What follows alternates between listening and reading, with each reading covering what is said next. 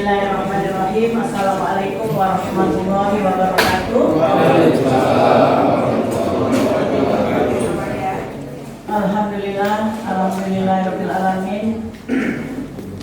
Mari sama-sama kita selalu bersyukur kehadirat Allah Subhanahu wa taala karena pada pagi ini Allah masih memberi nikmat sehat kepada kita semua sehingga dapat berkumpul di aula dinas PMD yang sangat sederhana ini dalam rangka rapat kerja kepala desa tentang pengelolaan keuangan, fokusnya pembahasan tentang ketahanan pangan di desa.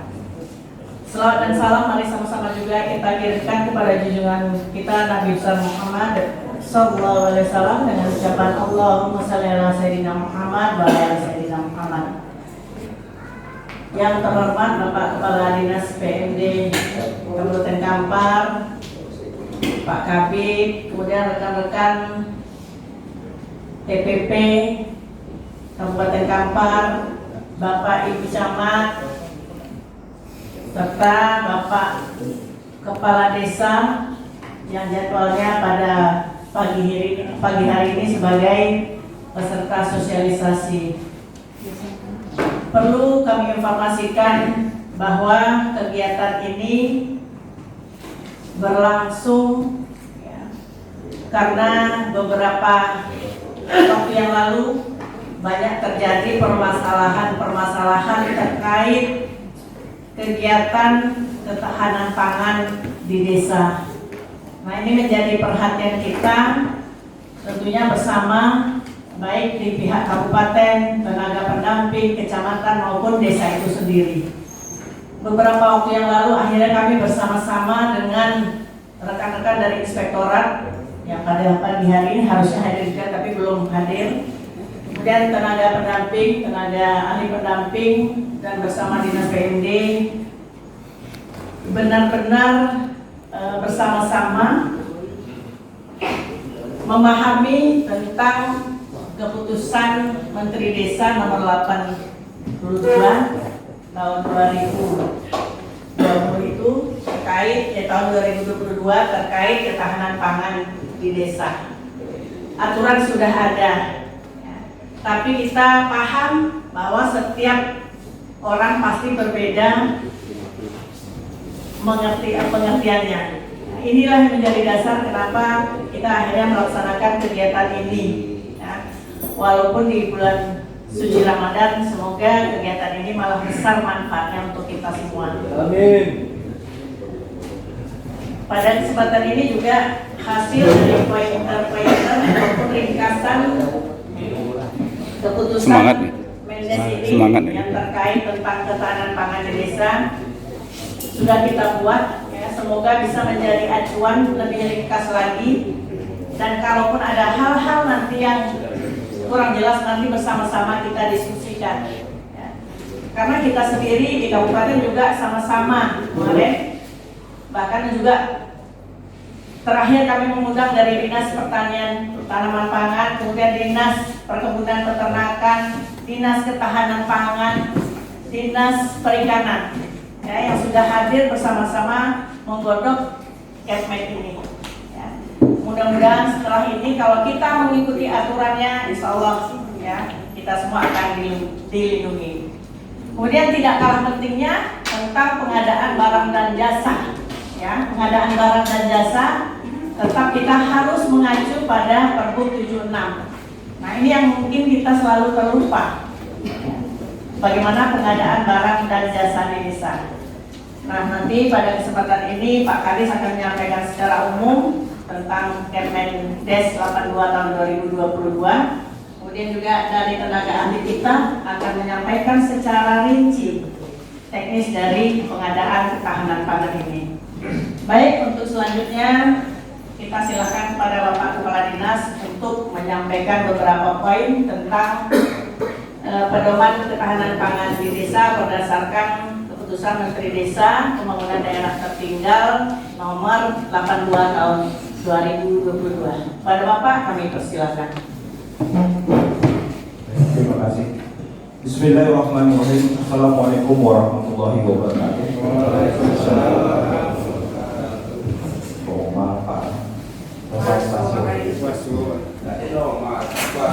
Mudah-mudahan puasa tetap semangat. Alhamdulillahirrahmanirrahim. Salatu wassalamu ala asyrofil anbiya'i wal mursalin wa ala alihi wa sahbihi wasallam. Asyhadu an la ilaha illallah wa asyhadu anna Muhammadan rasulullah. Allahumma shalli ala sayyidina Muhammad wa ala ali sayyidina Muhammad. Yang kami hormati Ibu Sekretaris Dinas PMD Kampar Buamper, rekan kami Kabid Keuangan dan Aset. Sebenarnya seluruh kabit kami ikut sertakan karena kemarin dalam pembahasan atau membaca menyikapi Kepmen S83 ini seluruh bidang ikut di sana. Namun karena di samping lain hal, beberapa kali juga kita melaksanakan tugas sesuai dengan bidangnya.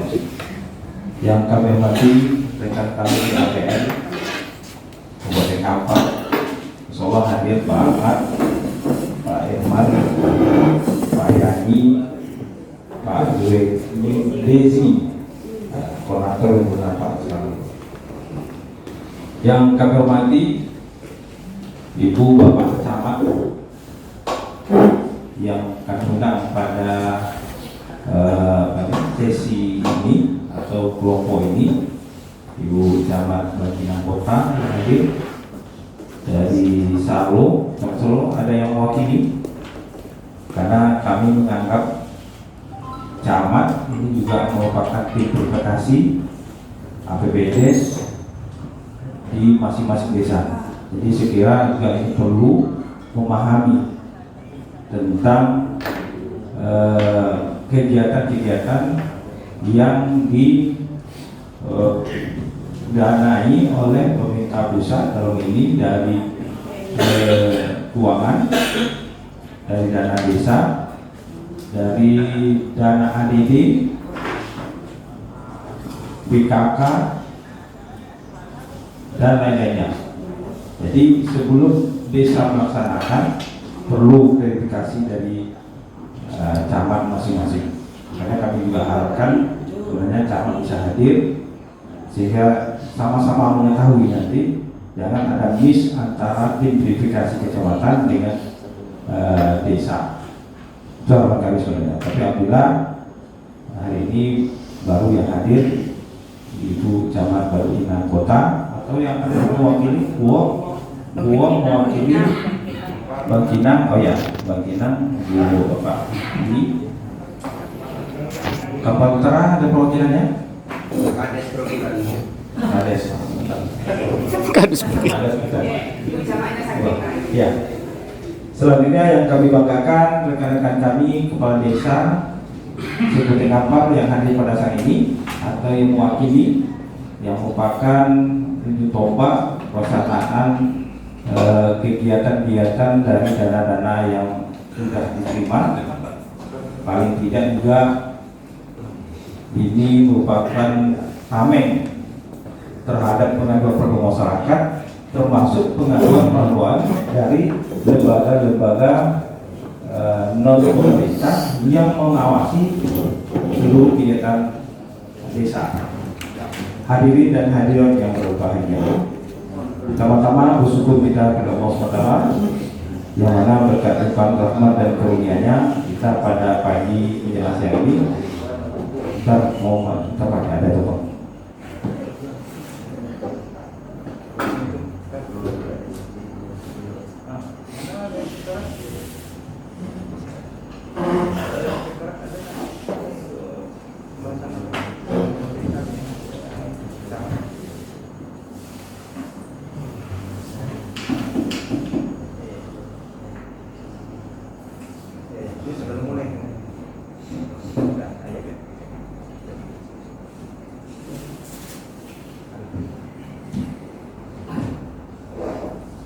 Lagi, pertama-tama bersyukur kita kepada Allah SWT yang mana berkat limpahan rahmat dan karunia-Nya kita pada pagi menjelang siang hari ini masih diberikan kesehatan kesempatan yang kita dapat hadir di aula ini dalam rangkaian acara yang kita ada pada hari ini. Mudah-mudahan Allah SWT memberkati kita semua. Amin. Amin.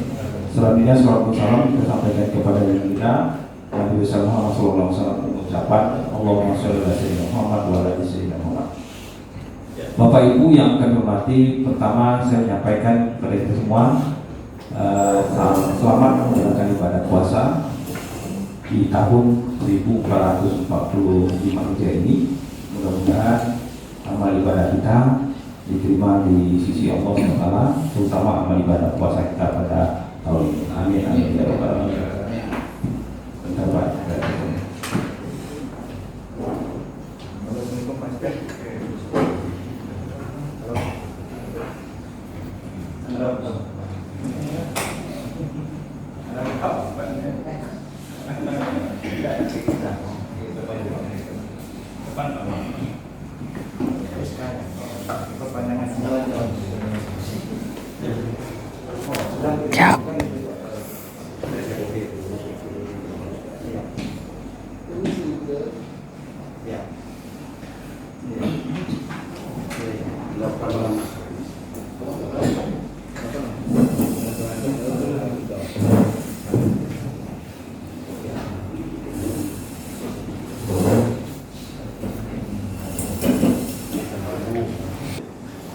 Bapak Ibu yang kami hormati, berikutnya saya menyampaikan ucapan terima kasih atas kehadiran Bapak mengundang kami walaupun dalam kondisi berpuasa, tapi ini demi tugas kita, demi kita dapat melaksanakan tugas, dan mudah-mudahan apa yang kita laksanakan ini ya tentu kita harapkan tidak ada berdampak kepada yang lain.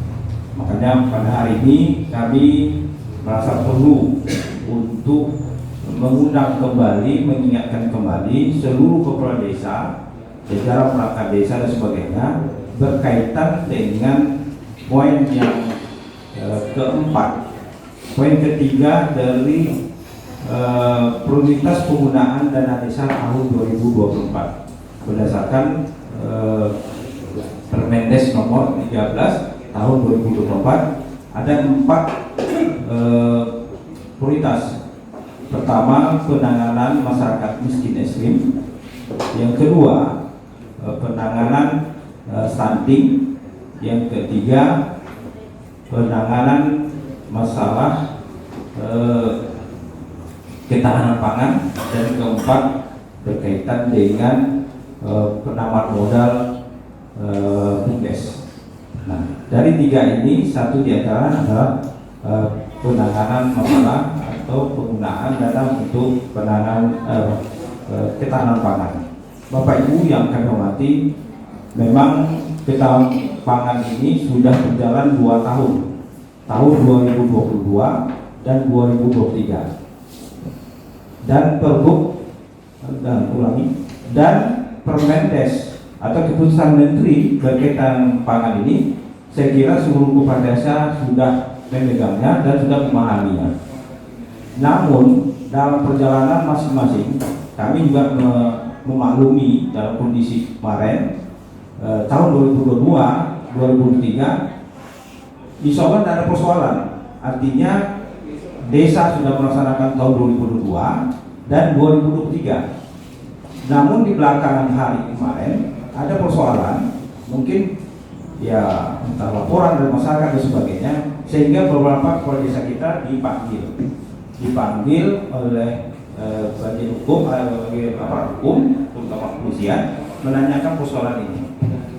Tapi yang jelas bagi kami adalah bagaimana penerapan pelaksanaan yang mungkin dianggap oleh aparat hukum yang menyalahi aturan yang tidak sesuai dengan ketentuan berlaku.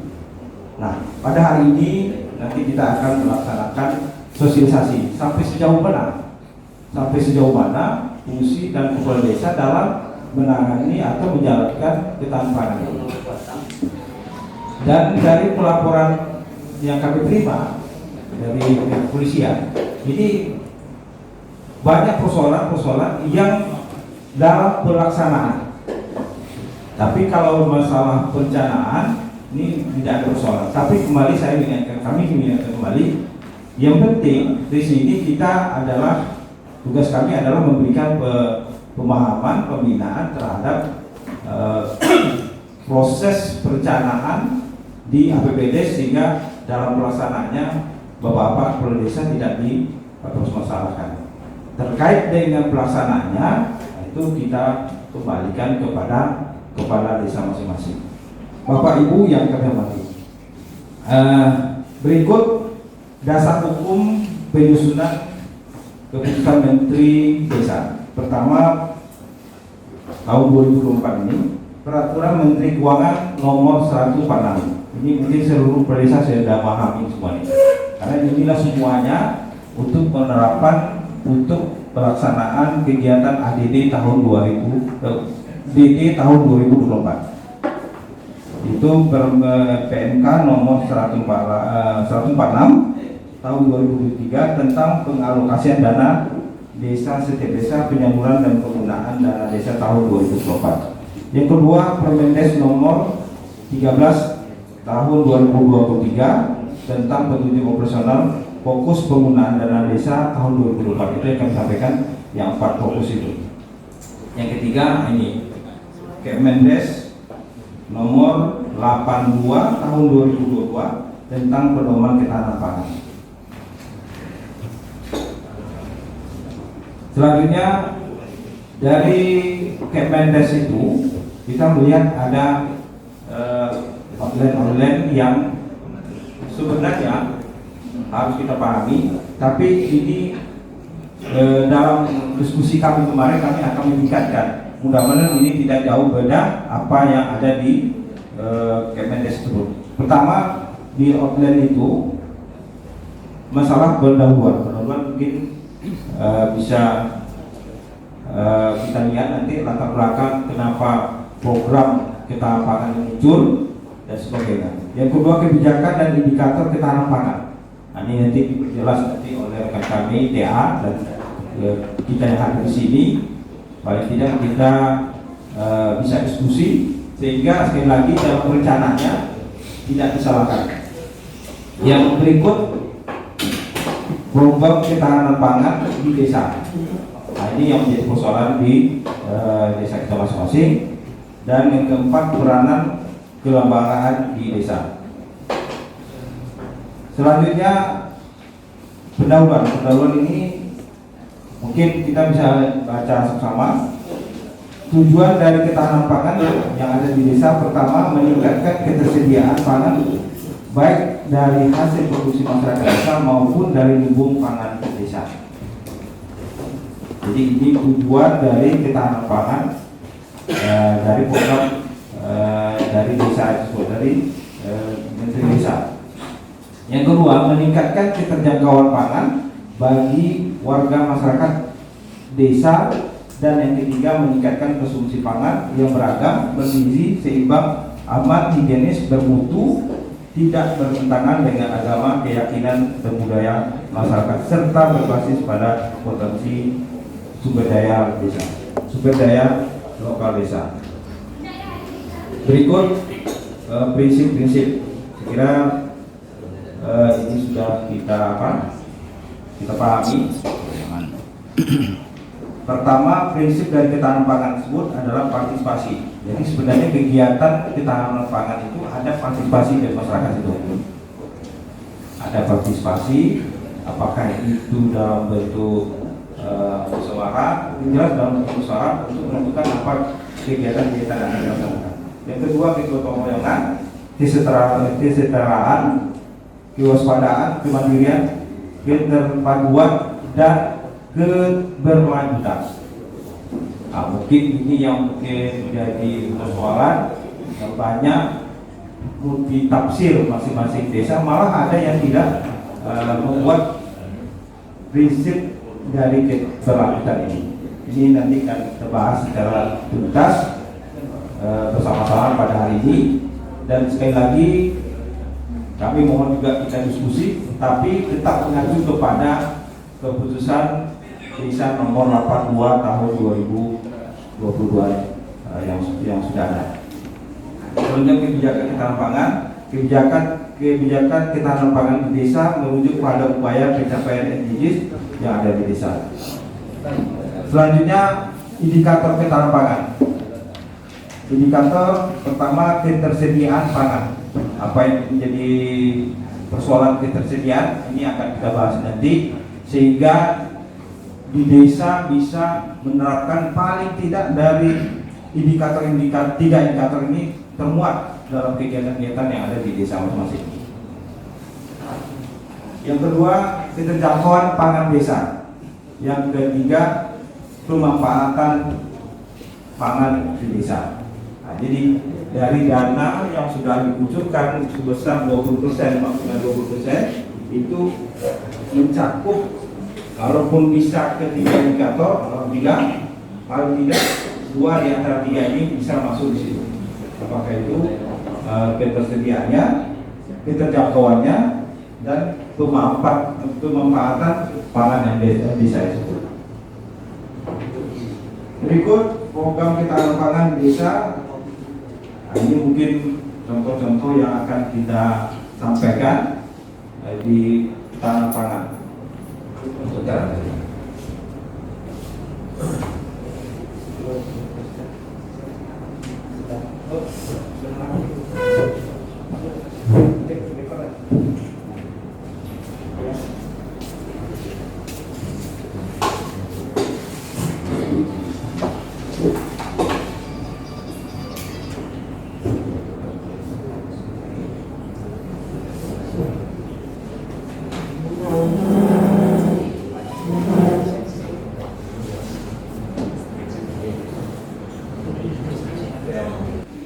Maksudnya ada pertanian di situ, ada perikanan, ada peternakan dan sebagainya. Dan kami berharap, karena juga sebagian dari beberapa kepala desa yang kami dapat informasi, ini desa melaksanakan kegiatan yang ada di OPD itu tidak berkoordinasi dengan pemerintah dengan OPD yang bersangkutan, sehingga ada persoalan OPD lepas. Nah, sementara OPD itu menjadi bertanggung jawab kalau ada kegiatan-kegiatan yang berkaitan dengan OPD mereka. Dan ini sekali lagi setelah kami teliti lihat, ini sebagian besar kegiatan ketahanan pangan, apakah itu pertanian, peternakan dan sebagainya, itu tidak melibatkan unsur OPD yang ada di kabupaten atau yang ada di kecamatan, apakah itu Penghulu dan sebagainya. Ini harapan kami biar Pak Kades dan pemerintah desa bisa bergerak, tidak menjadi beban sendiri. Kami harapkan juga ada koordinasi dengan OPD terkait. Dan ini hasil rapat kami kemarin. Dan siap OPD siap untuk memfasilitasi atau untuk membantu kalau memang diperlukan oleh pemerintah desa berkaitan ketahanan pangan ini. Jadi ini juga menjadi evaluasi kita kemarin terhadap kegiatan-kegiatan ketahanan pangan yang ada di desa, termasuk OPD ketahanan pangan sendiri.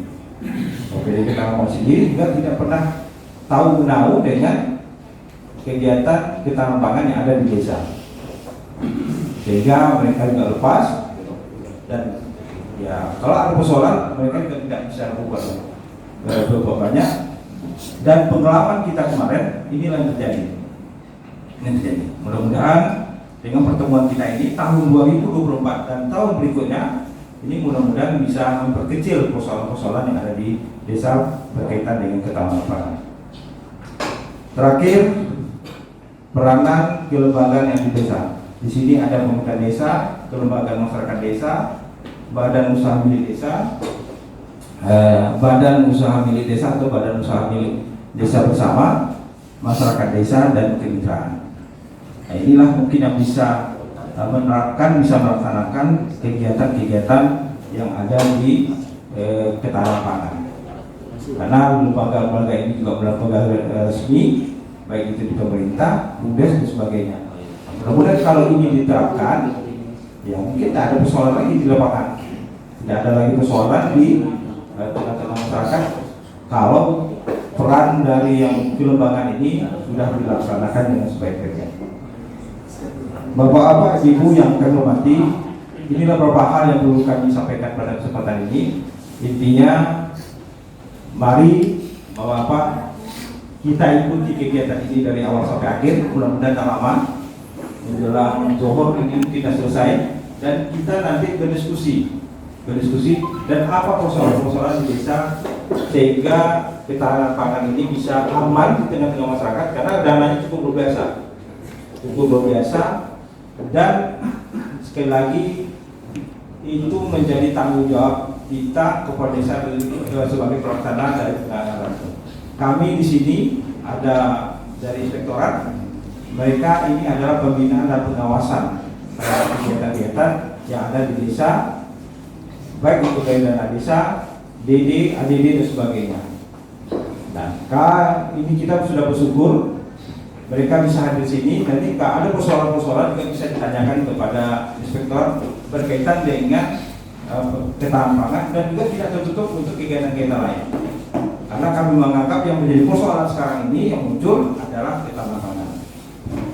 Dan rekan kami TA ini juga memiliki anggota yang ada di desa sebagai pendamping desa atau pendamping lokal desa atau pendamping kecamatan. Mereka ini juga menjadi power atau kekuatan untuk mendampingi kegiatan-kegiatan dari dana desa atau dari dana lain yang ada di LPDS. Jadi memanfaatkan mereka ini semua sehingga sekali lagi beban itu tidak semata-mata tertuju kepada Bapak semua. Itu harapan kami.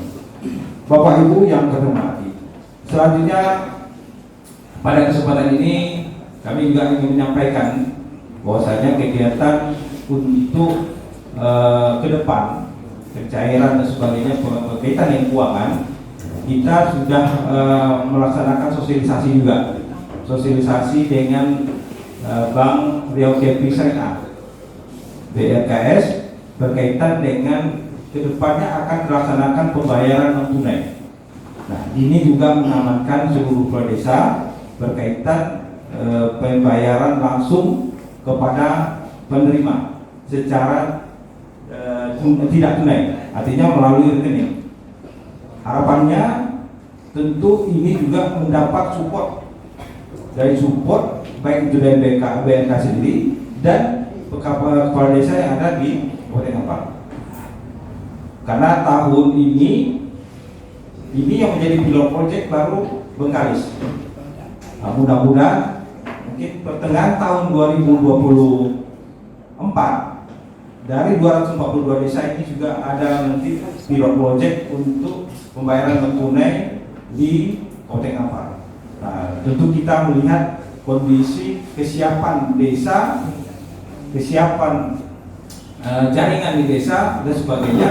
Ini menjadi prioritas untuk kita laksanakan pilot project untuk pembayaran non tunai. Minimal setiap kecamatan ada satu desa yang harus kita laksanakan, sehingga nanti satu desa ini bisa menyebarkan informasi atau sebagai pembanding untuk desa-desa lain. Nah, ini harapan kita.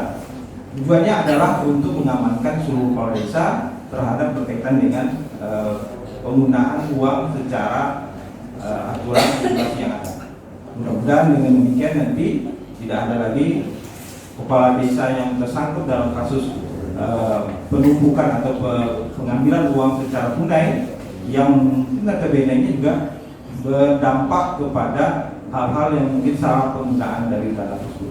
Inilah rencana-rencana kita tahun 2024. Sekali lagi harapan kami dan mungkin untuk kegiatan-kegiatan lain, baik itu dari dana desa dan sebagainya, ADD, kami mohon kepada kita semua untuk mensegerakan untuk permohonan penyaluran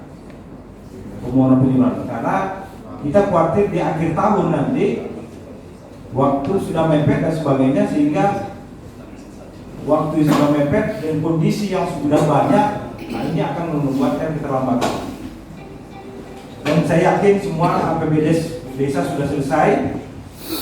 Dengan selesainya APBDes ini segera untuk mengajukan permohonan. Apakah itu dana desa, ADD, kalau untuk bagian si pajak retribusi belum ada informasi. Mudah-mudahan yang dua ini sudah bisa kita realisasikan. Ini harapan kita. Bapak Ibu yang kami hormati, inilah beberapa yang perlu kami sampaikan pada kesempatan ini. Sekali lagi, dengan pertemuan kita ini Kita harap hal-hal yang tidak kita inginkan seperti apa yang terjadi tahun-tahun sebelumnya tidak lagi terjadi di tahun akan datang. Terima kasih atas perhatiannya. Mohon maaf atas kesalahannya. Wabillahi taufiq wal hidayah. Assalamualaikum warahmatullahi wabarakatuh.